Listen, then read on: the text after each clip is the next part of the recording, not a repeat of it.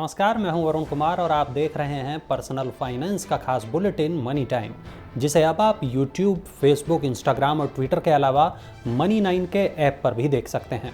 इस खास शो में आपको मिलेगी हर वो खबर जिसका आपकी जेब से है सीधा सरोकार। और आज की पहली खबर है करोड़ों लोगों से सीधे तौर पर जुड़ी हुई। किराए पर जीएसटी को लेकर सरकार ने सफाई दी है। 18 जुलाई से लागू हुआ नया नियम, किराएदारों को देना होगा 18% जीएसटी। जी हां, जैसे ही ये खबर सामने आई तमाम तरीके के सवाल सोशल मीडिया पर तैरने लगे और सरकार ने शुक्रवार को ये सफाई दी है कि किराएदारों को हाउस रेंट पर 18% जीएसटी की खबरें पूरी तरीके से निराधार हैं। सरकार ने कहा कि रेजिडेंशियल यूनिट के रेंट पर तभी टैक्स लगेगा जब इसे किसी बिजनेस पर्पस के लिए किराए या लीज पर दिया गया है। पर्सनल यूज के लिए प्राइवेट पर्सन द्वारा रेंट या लीज पर लिए गए मकान के किराए पर जीएसटी नहीं लगेगा। 18 जुलाई से लागू हुए जीएसटी के नए नियमों के मुताबिक जो किराएदार जीएसटी के तहत रजिस्टर्ड हैं, उन्हें रेजिडेंशियल प्रॉपर्टी यानी रिहायशी मकान के लिए 18% की दर से गुड्स एंड सर्विस टैक्स देना होगा। आपके और हमारे जैसे वो वेतन भोगियों को इस नियम से डरने की, घबराने की कोई ज़रूरत नहीं है। अब नहीं मिलेगा हर किसी को अटल पेंशन योजना का लाभ, सरकार ने बदला नियम। इनकम टैक्स भरने वाले लोग 1 अक्टूबर 2022 से सरकार की सामाजिक सुरक्षा योजना अटल पेंशन योजना में नामांकन नहीं कर सकेंगे। सरकार ने मुख्य रूप से असंगठित क्षेत्र के श्रमिकों को सामाजिक सुरक्षा देने के लिए 1 जून 2015 को अटल पेंशन योजना शुरू की थी। योजना के अंशधारकों को उनके योगदान के आधार पर 60 साल की उम्र होने के बाद गारंटी के साथ 1,000 रुपये से 5,000 रुपये मासिक न्यूनतम पेंशन मिलती है। वित्त मंत्रालय ने कहा कि 1 अक्टूबर 2022 से कोई भी नागरिक जो आयकर दाता है या रहा है, वो अटल पेंशन योजना में शामिल होने के योग्य नहीं होगा। यह नया नियम उन अंशधारकों पर लागू नहीं होगा जो 1 अक्टूबर 2022 से पहले इस योजना में शामिल हुए हैं। और बढ़ने वाली है ज़रूरी चीज़ों की महंगाई। एफएमसीजी कंपनियों ने दिया फिर से कीमत बढ़ाने का संकेत। पिछले 1 साल में दैनिक उपयोगी वस्तुओं के दाम बहुत ज़्यादा बढ़ चुके हैं, लेकिन एफएमसीजी कंपनियों का कहना है कि डेली यूज़ के आइटम्स आगे आने वाले समय में और महंगे होंगे। एफएमसीजी कंपनी डाबर ने कहा कि चालू वित्त वर्ष की तीसरी तिमाही में वो अपने उत्पादों के दाम और बढ़ाएगी। वहीं बिस्किट बनाने वाली कंपनी ब्रिटानिया ने आगे आने वाले दिनों में 10% दाम बढ़ाने की बात कही है। इमामी ने भी कहा कि बोरोप्लस और नवरत्न तेल जैसे उत्पादों के दाम 4 से 5% तक बढ़ेंगे। तो अब आप डेली प्रोडक्ट में आने वाली महंगाई के लिए पहले से अपनी कमर कस लीजिए। नोएडा में अब और महंगी हो जाएगी प्रॉपर्टी। अथॉरिटी ने प्लॉट्स के दामों को बढ़ा दिया है। नोएडा अथॉरिटी ने ज़मीन की कीमत बढ़ा दी है। अथॉरिटी ने ज़मीन की कीमतों में 20 से 30% की भारी बढ़ोतरी की है। नोएडा अथॉरिटी ने ए से लेकर डी कैटेगरी तक के रेजिडेंशियल प्लॉट के दाम में 20% तक का भारी इजाफा किया है। ए+ कैटेगरी के रेट में किसी तरह का बदलाव नहीं किया गया है। ई कैटेगरी के प्लॉट का भाव 36,200 रुपये प्रति वर्ग मीटर से बढ़ाकर 41,250 रुपये प्रति वर्ग मीटर कर दिया गया है। अथॉरिटी ने ग्रुप हाउसिंग प्रोजेक्ट के लिए आवंटित होने वाले प्लॉट के रेट में भी 20% का इजाफा कर दिया है। नोएडा अथॉरिटी ने इंडस्ट्रियल और आईटी कैटेगरी के प्लॉट्स के रेट में भी 20 से 30% की बढ़ोतरी की है।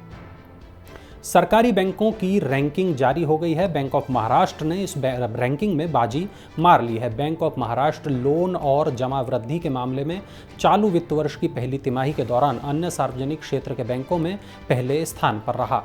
सार्वजनिक क्षेत्र के बैंकों के प्रकाशित तिमाही आंकड़ों के मुताबिक बैंक ऑफ महाराष्ट्र का चालू वित्त वर्ष की अप्रैल-जून तिमाही के दौरान सकल कर्ज 27.10% बढ़कर 1,40,561 करोड़ रुपए हो गया। इसके बाद इंडियन ओवरसीज बैंक और बैंक ऑफ बड़ौदा का नंबर रहा।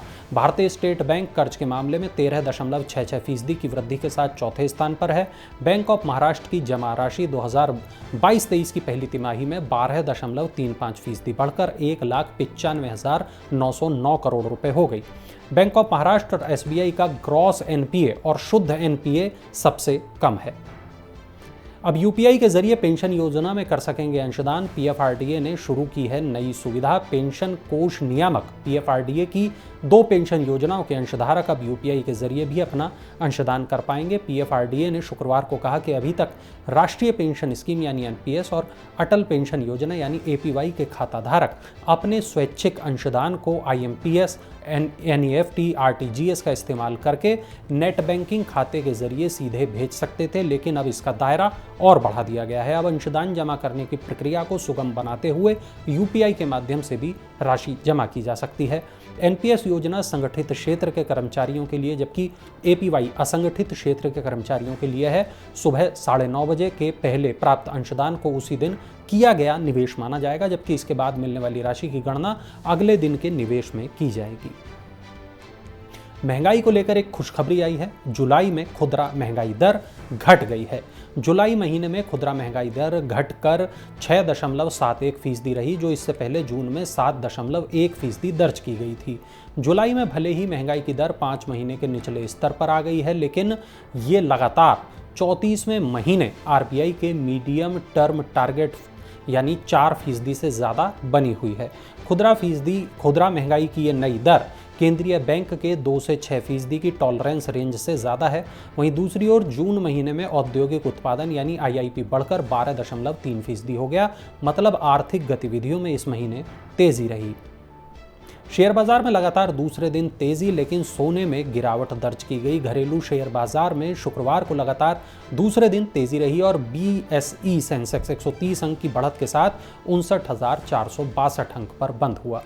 नेशनल स्टॉक एक्सचेंज का निफ्टी भी 39 अंक की मजबूती के साथ 17,698 अंक पर बंद हुआ। एशिया के अन्य बाजारों में हांगकांग का हैंगसेंग, दक्षिण कोरिया का कॉस्पी और जापान का निक्की लाभ में रहा, जबकि चीन का शंघाई कंपोजिट नुकसान में बंद हुआ।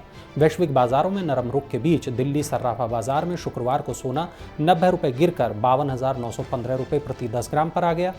चांदी की कीमत भी 374 रुपये के नुकसान के साथ 59,166 रुपये प्रति किलोग्राम रह गई। महिंद्रा ने पेश की नई स्कॉर्पियो क्लासिक एसयूवी सेगमेंट में खलबली मचने वाली है।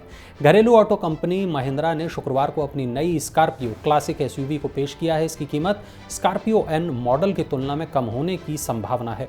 स्कॉर्पियो एन की कीमत 11.99 लाख यानी 11,99,000 रुपये से लेकर 23,90,000 रुपये के बीच है।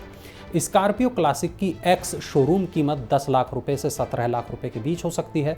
अपने ग्राहकों की संख्या बढ़ाने के लिए कंपनी स्कॉर्पियो ब्रांड के तहत क्लासिक और एन दोनों की बिक्री एक साथ जारी रखेगी। नई एसयूवी में 140 horse power, 6 speed manual transmission के साथ 2.2 लीटर डीजल इंजन होगा।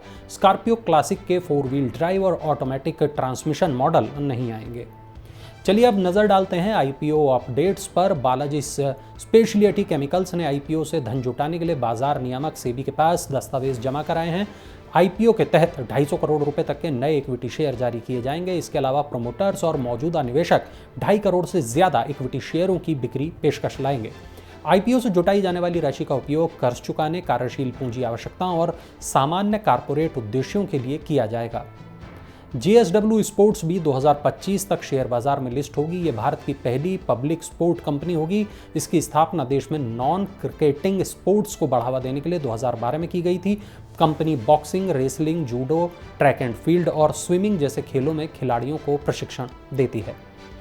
तो ये थी आज की तमाम बड़ी खबरें, ज़रूरी खबरें। अगर आपका कोई सवाल है पर्सनल फाइनेंस से जुड़ा हुआ तो उसे नीचे कमेंट बॉक्स में ज़रूर दर्ज कराएं। और हाँ, पर्सनल फाइनेंस की ऐसी ही तमाम बड़ी खबरों के लिए ज़रूर डाउनलोड करें Money9 के ऐप को। आईफोन और एंड्रॉयड दोनों के यूज़र इस ऐप का इस्तेमाल कर सकते हैं। और चलते चलते देखिए हमारा ये खास इन्फोग्राफिक।